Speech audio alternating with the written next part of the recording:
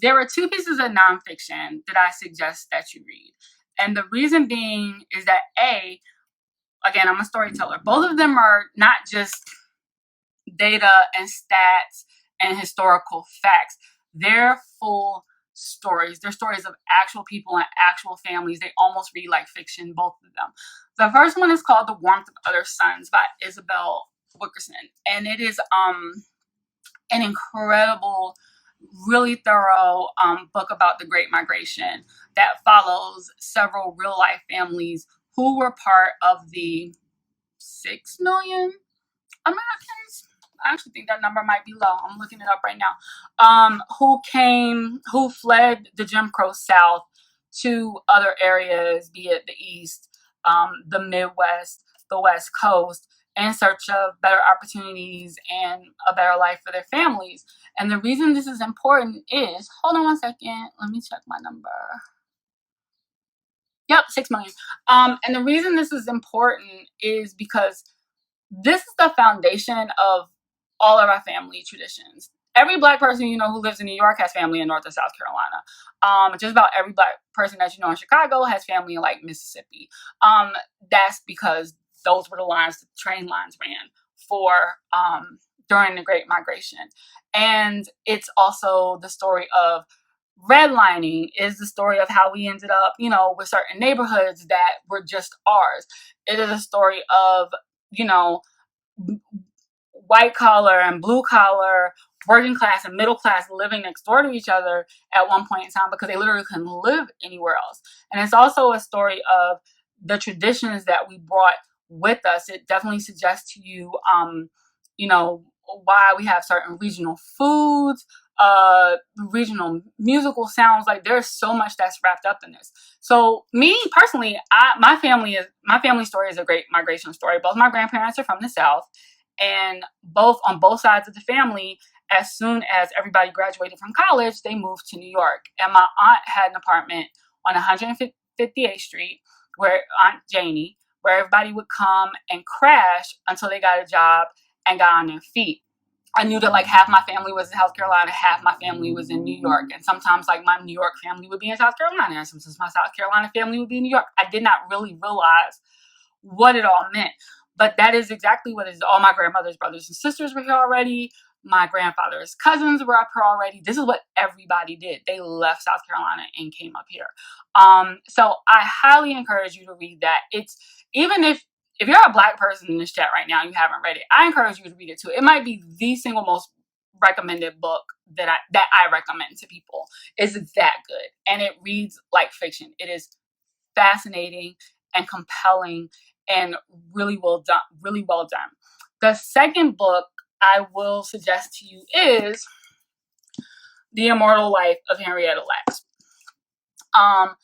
It totally reads like fiction. It is about a Black woman named Henrietta Lacks who had cervical cancer, who, unbeknownst to her, before her death, there was cell tissue taken from her.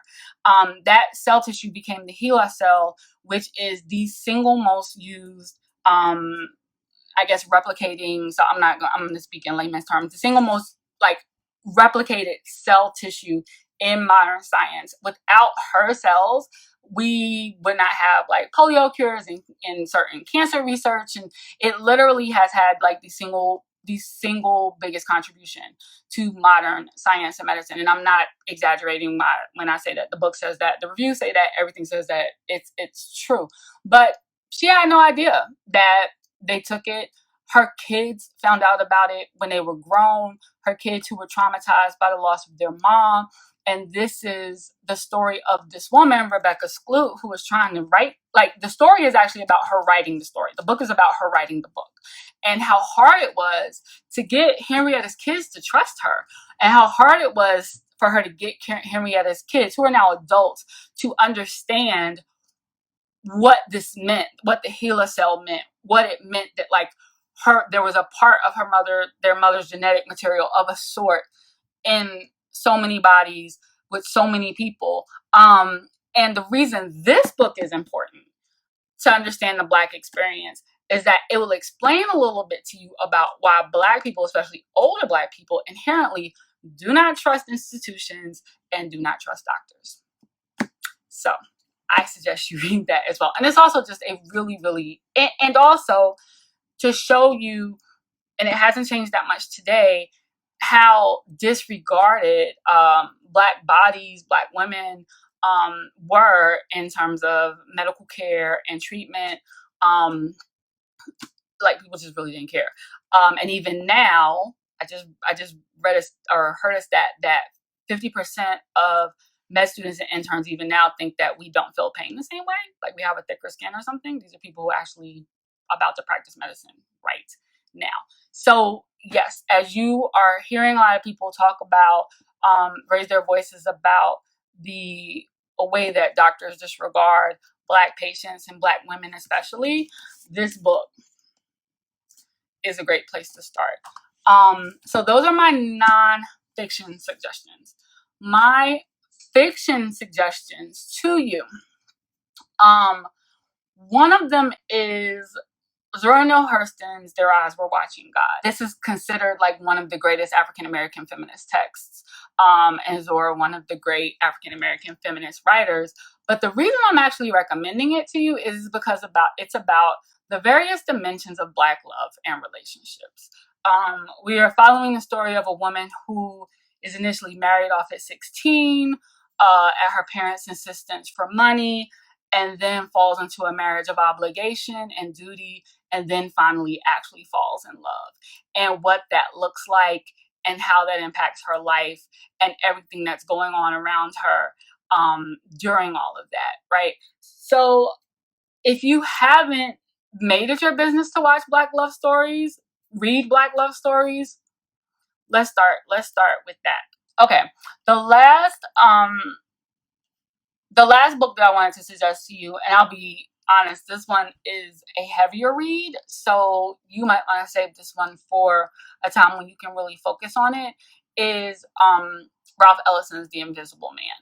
And this is a tale, to give a very, very brief summation. In short, it follows a Black man through his life, but what's unique about this is that he is so unseen, he is so disregarded that Ellison doesn't even give him a name. We just know him as the Invisible Man throughout the entire book. So this is uniquely about the Black man's experience, written in the 50s. And again, like I said, this one is not a breezy read. So I would definitely suggest that you read it when there's a time when you can wrap your mind around it.